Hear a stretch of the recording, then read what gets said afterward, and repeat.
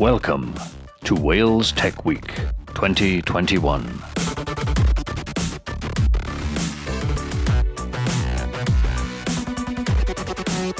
Thank you to our partners. Enjoy the session.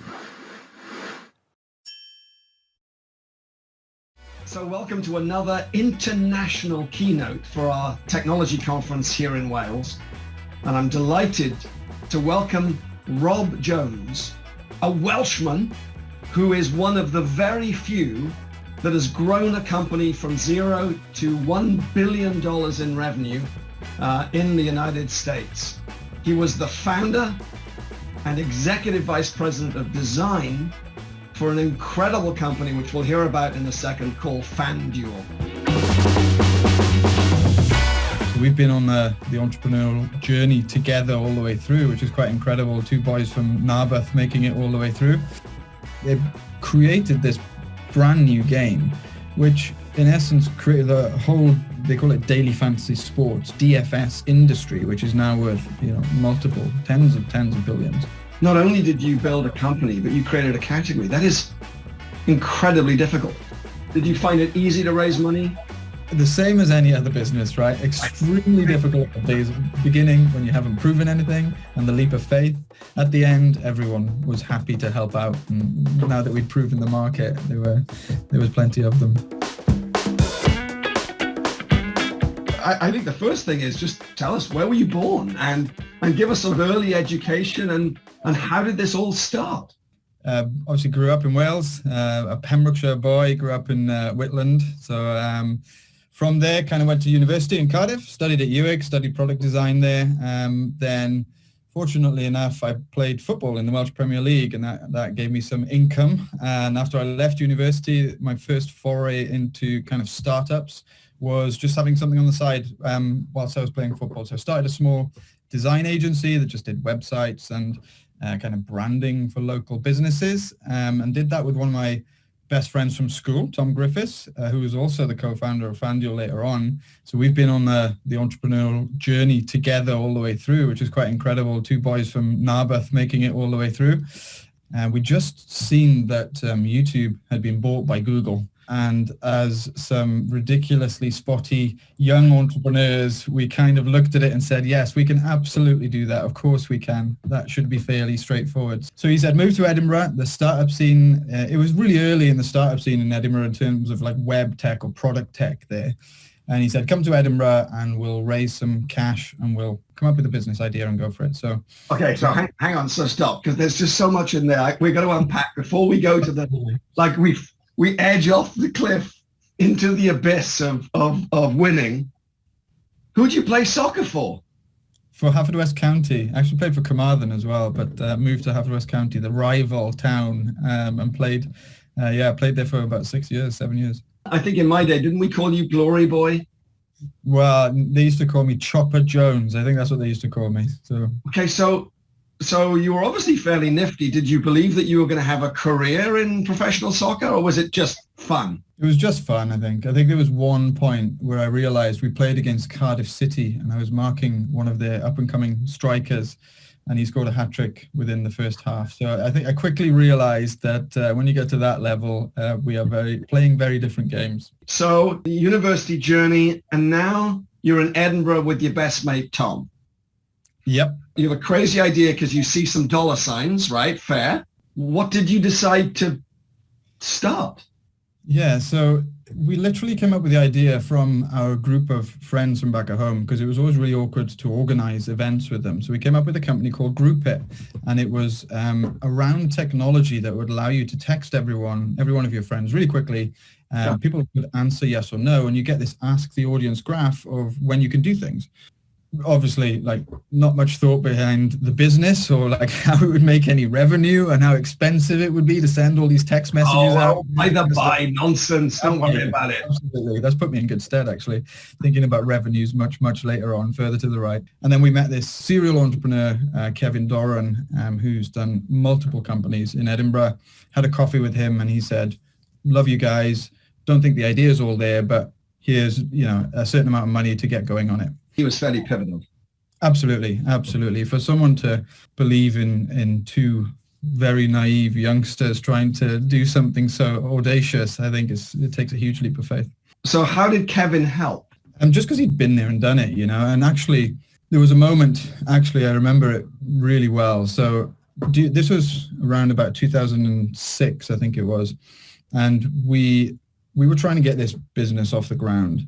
And there was another person that we met, Nigel Eccles, who's now my CEO at Flick, our latest venture. And he had a concept for a company. I know it's very complicated, so bear with me. He had a concept for a company, but he didn't have a team to build it. So we'd met him literally on the Monday night at a networking event. Kevin came to us and said, okay, here's 50K, let's go for it. Let's go and launch this business. And then Nigel then at the end of the week said, I want you guys to come and build my business with me. You have product, you have tech, so come and work with us. So we had this decision at the end of the week of, do we tell Kevin that we are already backing out of our own idea that he believes in to go on another journey?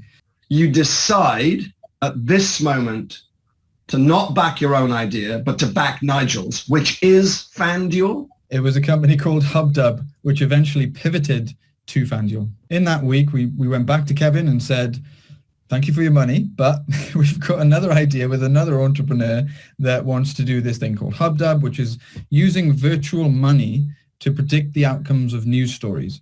So you'd have 1,000 virtual dollars in your account.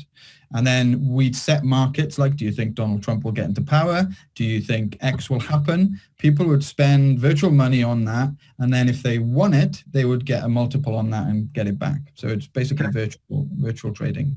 Meantime, in the United States, what's called fantasy sports, right? Which is this concept that as a Brit living out here, I really hadn't noticed. Mm-hmm. Just explain to us what fantasy sports is. Yeah, absolutely. And I'll make a slight link there. So we raised $1 million for HubDub. And actually, we went on that journey. We traveled through that for 2 years until we realized that the business model wasn't working. We weren't just going to make any money. The users weren't sticking around. So we literally sat in Austin 2009, I think. And it was like a crisis point. We were just like, we've got 3 months of money left. What are we going to do? And one of the shining areas of this virtual, spending of dollars was sports. So then we started ideating around sports. And then Nigel found this particular carve out in sports for games of skill. And those are fantasy sports products. At its height, when Fanduel, at its height of revenue, its height of trading, what was the highest dollar number in revenue? I think it was heading towards $1 billion in revenue when we were in our final year. It was crazy. The big thing about it was every Sunday, NFL games get played every Sunday. And that was our biggest revenue generated by far. Almost like 70-80% of our money was in NFL. And every Sunday at 6 p.m. our time in the UK, the games would kick off and there would be tens and tens of millions of dollars being matched at that particular point, which was a huge scaling problem. But when you see it at that scale, it's like, we created this company. I designed the draft screen and all that kind of stuff. And to think, every Sunday there's tens of millions of dollars going through that site at that particular point. It was utterly bonkers, to be honest with you. So from the day that you pivoted from HubDub to that biggest moment in Fanduel, right, at $1 billion, what was the time scale? So 2009 to 2017. Wow. 7-8 years, broadly speaking. Yeah. Okay, so now that we've jumped ahead a little bit, so you decided in Austin to change the name of the company and its focus to fantasy sports, correct? Correct. Easy decision to do that? Fairly easy, because we literally had 3 or 4 months runway cash left from our original $1 million that we'd raised for HubDub, and there was no business model there. So it was either, pivot or go home. And there was one shining light. So literally after that conversation, we started designing mock-ups and started taking it to users in coffee shops in San Francisco and that kind of stuff, just saying, what do you think of this format? And you could quickly see it. Like, there was a couple of tweaks that I'd made. The first format was wasn't great, to be honest with you.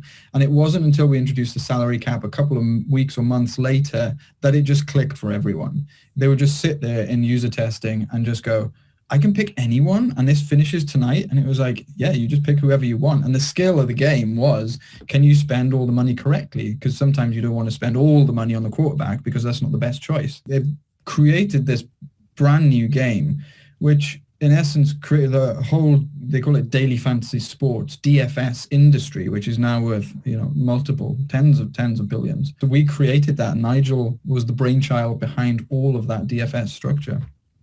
You created a category. Not only did you build a company, but you created a category. That is incredibly difficult. And I think the question that's likely on people's lips and minds right now is, so how did it grow? So we'd found a product that people enjoyed. So you found a problem and you've got a solution to that problem. The first couple of years was finding product market fit. So do we have a problem in a market and do people want to use it? We'd kind of proven that. Now into year 3, it was more about how big is this market and how can we acquire customers at volume? So this is the product kind of message fit or market fit, if you like, where are there enough people wanting to do this? And at that time, I think it was about 2011 maybe, it was literally, let's spend money on every single marketing avenue you can think of, from magazines to radio to CPC, that kind of stuff. And then once we started doing that, it was a cost per acquisition versus a lifetime value play. So if we knew as soon as users would play through a season, we had a very definite figure of this is the amount of money we're going to get from each user. So if we can acquire them for lower, we've got a very interesting business. So the first year, our cost per acquisition on those users, acquiring one user was like $1,000. And we needed to get that to sub 100. Sub 100, right? So yeah, exactly. So sub 100. And we managed to do that in 2 years. Now, once you saw that, it became a fascinating business because it was literally you acquire users and they're all generating revenue for you. Even better, the cohorts got stronger as the years went on, meaning that person A in year 1 was spending more in year 2 and then more in year 3. So that's why it was just an incredibly profitable business. And when you look at the amount of money we raised, that's why it was so significant. Rob, just real quick, basic stats. At the height, how many staff? 750. If you can tell us, at the height, how much did you raise? Total 416 million, I think. Biggest investors? I think it was KKR. We had big names in there, Google. Did you find it easy to raise money? The same as any other business, right? Extremely difficult at the beginning when you haven't proven anything, and the leap of faith. At the end, everyone was happy to help out. And now that we'd proven the market, there was plenty of them. Your biggest competitor was DraftKings.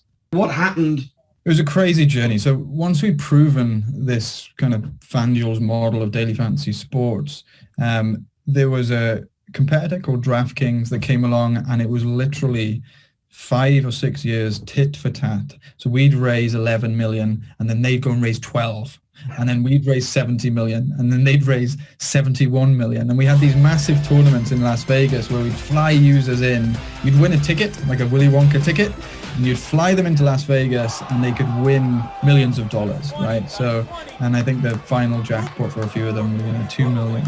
And I remember making all the creatives for that, and we'd set the prize and we'd set everything, and it was 3 million total prize pool.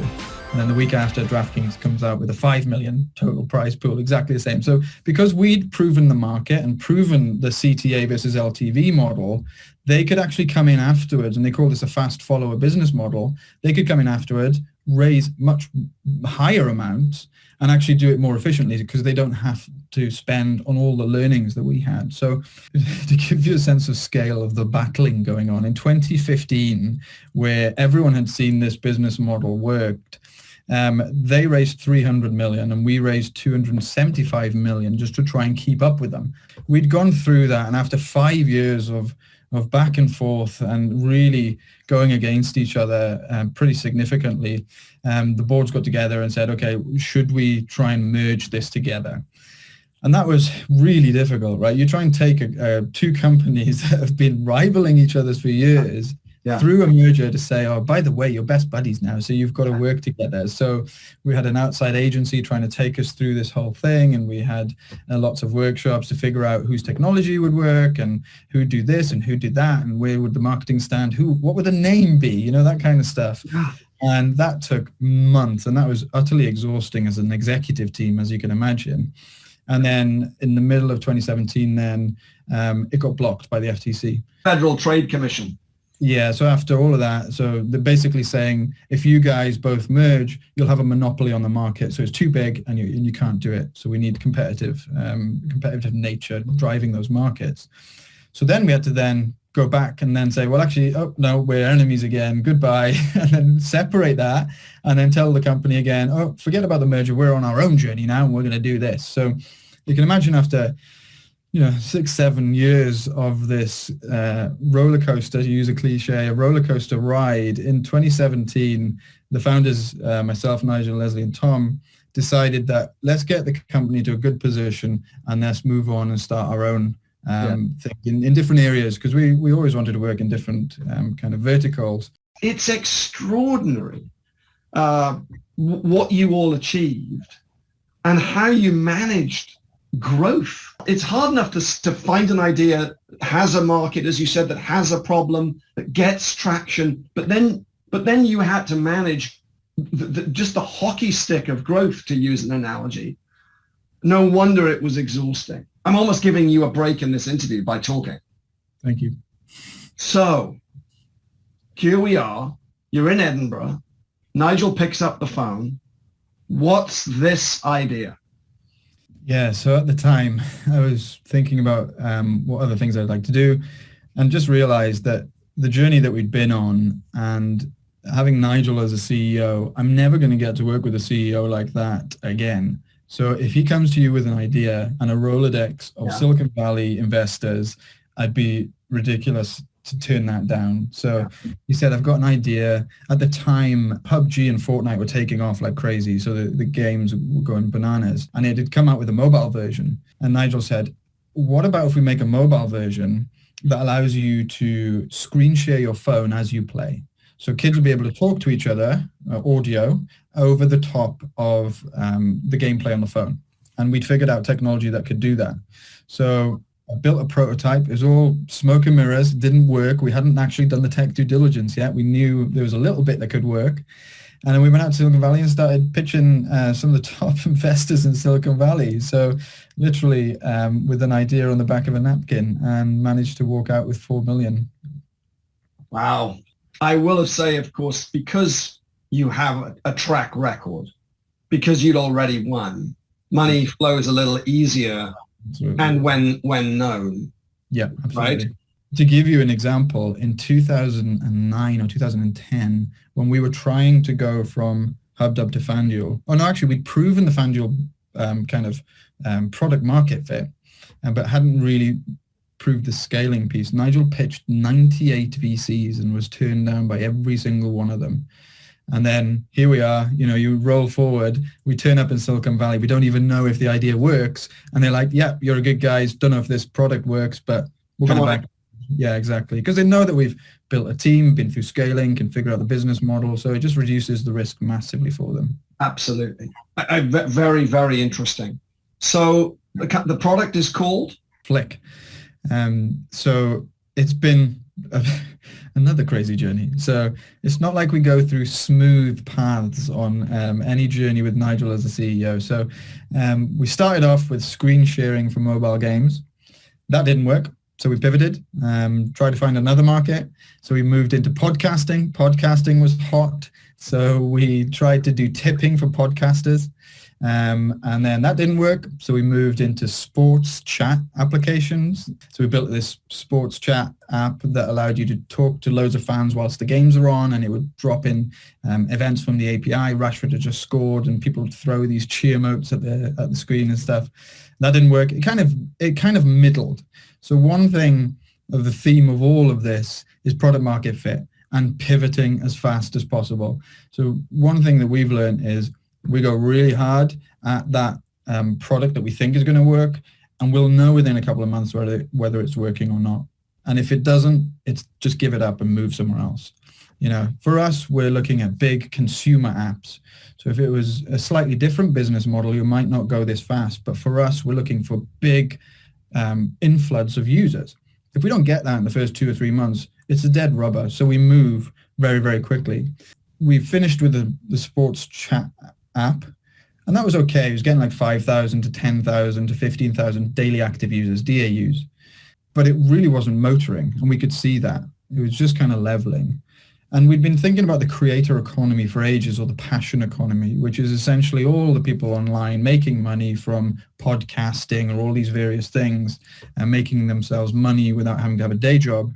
And we couldn't quite piece it all together. And then if we rewind 6 weeks ago, a new platform was created built on top of blockchain, which is called bitclout.com. And they'd raised 150 million from Sequoia, Alexis Ohanian of Reddit, the Winklevoss brothers of Gemini and Facebook fame. And they want to build a decentralized social network built on blockchain with its own cryptocurrency. I know there's a lot of gobbledygook in there, but essentially what it does is remove the need for advertising as a business model within a social network. So instead of people like Facebook or Instagram owning all your information and actually making money off that and trying to optimize all their feeds to get as many eyeballs for as long as possible on varied content, this now puts it back into the hands of the creator, where there is a coin tied to every creator. So if I went on as an influencer, I'd create an account and people can actually invest straight in me. So they buy Rob Jones creator coin. And you can buy that for $10 or whatever, all the way up. Now, if my worth over time and more people invest in me over time, my coin price increases and I get given money from the platform. So from day one, I can start creating content and get paid on the platform. And I own all that data. So we're building the applications on top. So there's no iOS or Android application at the moment. So we were the first to build that. So this is just a web product, a proof of concept that they wanted to create. And they want people to build like a Spotify or a SoundCloud or a Robinhood on top of this decentralized platform. And we are one of the first to build almost like a Twitter-like app that sits on top of their protocol. Fantastic. I mean, that's a pivot of all pivots. I mean, when you go from your first idea to this, I mean, but your investors are okay with these pivots because they didn't give you money for this. They gave you money for something else. They realize that the market's not there, you know, like you're flogging a dead horse. So it's better for you to move. Now there is, I hope they don't see this, but there is a certain like where you have to manage that conversation and kind of take them on the journey with you, right? So it was clear on some of them that it just wasn't working. You know, we had plenty of users thrown at it and it wasn't sticking. So it's time to move. But they invested in you. When you think about what you've learned along the way, what are the things that stand out? Yeah, I think there was a couple of things there was a nice kind of point at the end of Fanduel's journey of we actually sat down as a team. We were all going different ways and all doing different startups. And we just sat down and said, what would we have done differently? And what were the highs and what were the lows and what was that? And we all realized that it would have been better to play in a much bigger market and we would have been able to raise money much easier. You'd said that to a VC, they're like, no, that's way too small. They want billion-dollar businesses. And then they say, can you take a small percentage of this billion-dollar business? So I see a lot of companies in Edinburgh and I advise some companies now and they work in a really small slither within a really small slither. And you're like, you can't raise against that. And then they come up against the wall of, well, we need to raise 500K, otherwise we go bust next week. But their market is just way, way, way too small. So that fundamental thing at the beginning of, is this a big enough market for us to raise money against? Now, that's a very different business model that we operate in, which is a consumer play. We try and, acquire customers and we want as many eyeballs as possible. In that kind of realm, you've got to play in a big market. That's very different to I get revenue next month and I'm starting from, point one all the way through with revenue. So that was one, I think, play in a big enough market. To work on the network as much as possible. Nigel's just worked really, really hard at getting at everyone. So what I mean by that is having warm introductions to really important people. So don't just email them outright, hey, I'm Dave, I've got a startup business. Just say, try and find someone within your LinkedIn or within your network that can get you in touch with them, and a warm intro. I've got this guy, Nigel Eccles, can you give him 10 minutes kind of thing? That works for him. And he just worked his network so hard for that. So that was really pivotal. And then the third one I'll give you was the culture piece. So it was rocket ship growth at Fanduel. So we hired almost 150 people in the space of 4 or 5 months, which was just insane. And the culture at Fanduel at the beginning was just phenomenal. You ask anyone that worked there, they just loved the place that we worked. They loved our attitude towards work. And we'd gone through that journey. We'd done some of the kind of workshops around mostly platitudes, just saying, what are our values? What are our key pieces of culture? But we never really codified them. So we never really put them down in stone and said, why does that make a difference to our day-to-day? And how does that make a difference to our day-to-day? What do we do at the end of meetings? What do we do every day to embody those things? And I want to make sure that we do that in the new startup. So really understanding why we operate, how we operate well, and how that is manifested in all these little micro transactions during the day. Yeah. Because you can talk to everyone in a 50-person company, and pretty much we'd hired every single person in there. All of a sudden, there's 3 layers deep of people hiring for you, and that hasn't been passed on. So, your key kind of essence just gets diluted as you get wider and wider in that kind of hiring line, if you like. So I think those 3 things, when I looked at the next company, I was like, I want a big market. I want to make sure the team is phenomenal. I want to codify that and make sure that even when we get to 100, that it's as good as it was at the beginning. What was the best single moment in this whole journey? Either company. I think it has to be sitting at the Super Bowl with Tom. So we've both been through the school journey, through the teenager painful journey, all the way through to sitting at the Super Bowl and watch Tom Brady have the best comeback in Super Bowl history, with one extra thing: sitting next to Wiz Khalifa. That was quite a surreal moment of how is this all happening to 2 boys from Wales? I hope you never got imposter syndrome because you deserve every ounce of success that you have had. Your humility, your intellect, your risk-taking. If you think about it, all the pivots, the tenacity for money, and the execution that you delivered. Look, we should be extremely proud of you and Tom for all that you've created. It's a fascinating story. Absolutely brilliant. Thank you for giving us this time, Rob. Any last thing that you want to say before we wrap up? I guess it's you said it there, the tenacity. That's what really set us apart, was we just never gave up. And it was great to do it with best friend from school, but we were just, every time everyone said no, we just kept going and kept going and kept going, Well, I've no doubt that tenacity, with everything else that you have now, including experience, is going to make Flick another monstrous success. And we wish you all the very, very best. And thanks for being with us. That was just sensational. No problem at all. Thanks, Aled.